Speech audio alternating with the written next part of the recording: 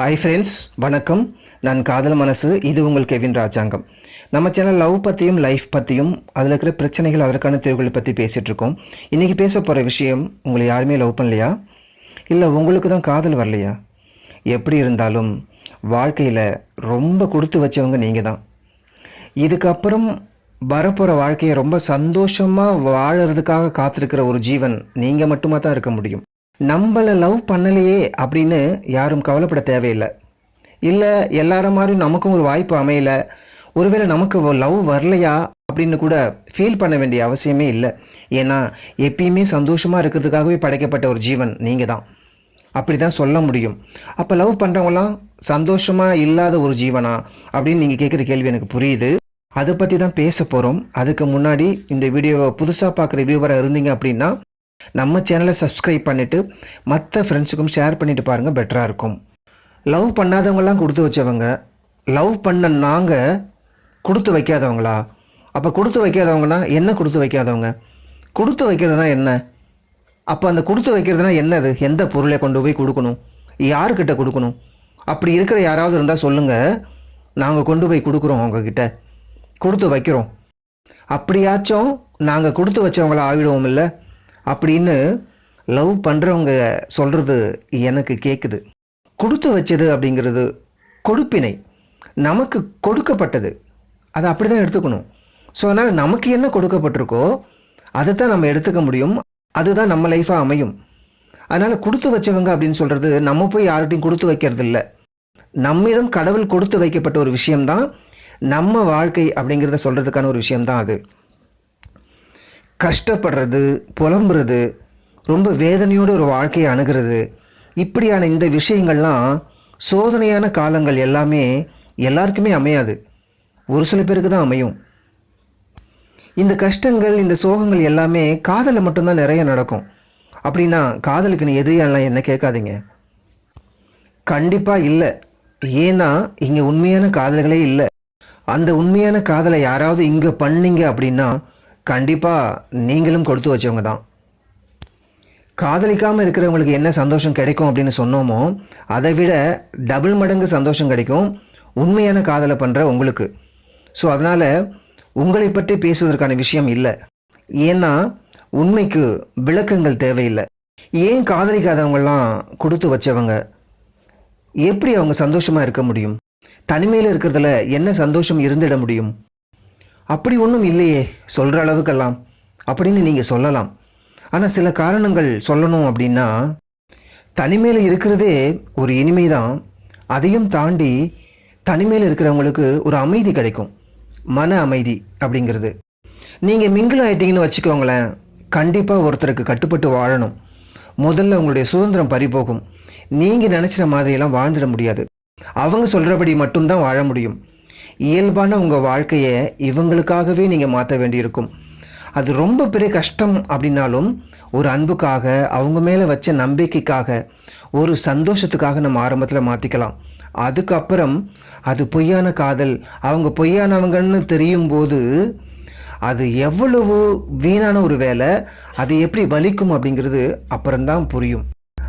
அந்த ஃபீலிங்குக்கு ஆறுதல் சொல்லக்கூட வார்த்தைகளே இருக்காது.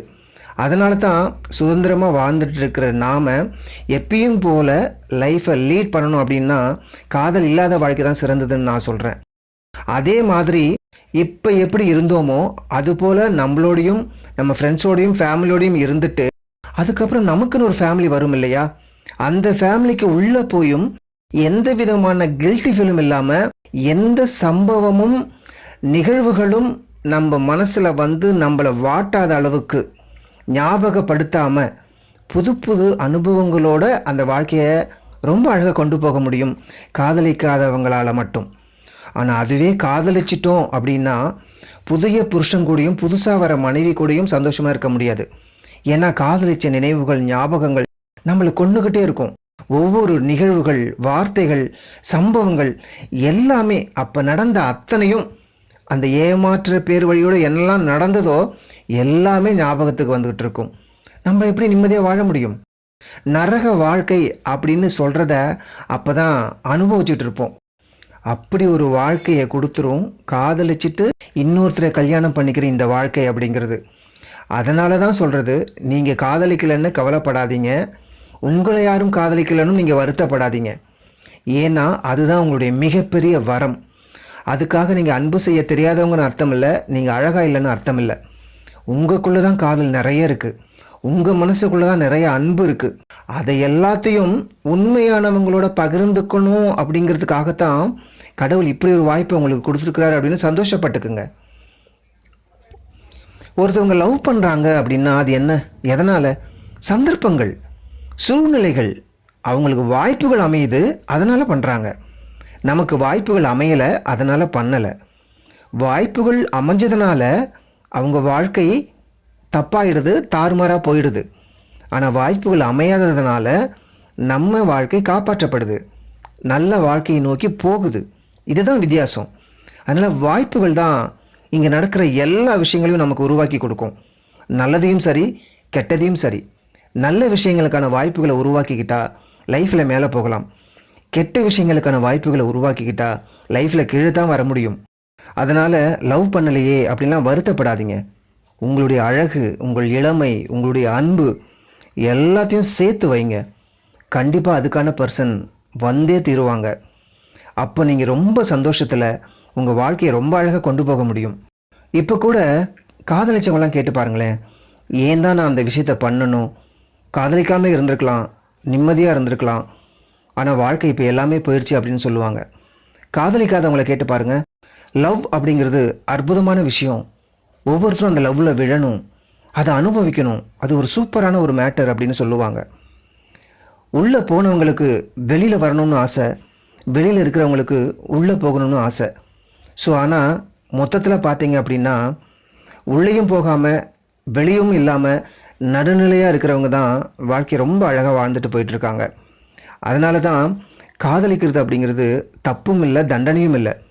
அது சரியான ஆட்களாக பார்த்து காதலிக்கணும் அப்படிங்கிறது தான் எல்லாருமே சொல்லிக்கிட்டு இருக்கிற ஒரு விஷயம். தவறான ஆட்களை சூஸ் பண்ணி தப்பான ஒரு காதலை பண்ணும்போது எத்தனை வலிகள், எத்தனை வேதனைகள், வாழ்க்கையினுடைய எத்தனை இழப்புகள் அப்படிங்கிறத நான் சொல்லி உங்களுக்கு தெரிய வேண்டிய அவசியம் இல்லை.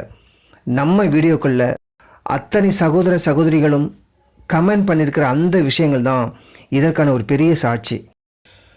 லவ் பண்ணி லவ் சக்ஸஸ் ஆகி ஒரு கல்யாணம் பண்ணி வாழ்கிற வாழ்க்கைக்கும், லவ் பண்ணி ஃபெயிலியர் ஆகி ஃபீலிங்ஸோட இன்னொருத்தரை கல்யாணம் பண்ணி வாழ்கிற ஒரு வாழ்க்கைக்கும், லவ்வே பண்ணாமல் ரொம்ப சிங்கிளாக இருந்து, மொரட்ட சிங்கிளாக இருந்து அரேஞ்ச் மேரேஜ் பண்ணி ஒருத்தரை கல்யாணம் பண்ணிட்டு போய் வாழ்கிற வாழ்க்கைக்கும் நிறைய வித்தியாசங்கள் இருக்குது. அதனால் தயவு செஞ்சு புரிஞ்சுக்கிட்டு ஒரு நல்ல காதலை செய்யுங்க. காதலிக்காதவர்கள் என்றைக்குமே சந்தோஷமாக இருக்கலாம். என்றைக்குமே அவங்க தான் கொடுத்து வச்சவங்க, ராஜா மாதிரி இருக்கலாம். லைக் பண்ணுங்கள், ஷேர் பண்ணுங்கள், கமெண்ட் பண்ணுங்கள். மற்ற வீடியோ செக்ஷனில் போய் பாருங்கள்.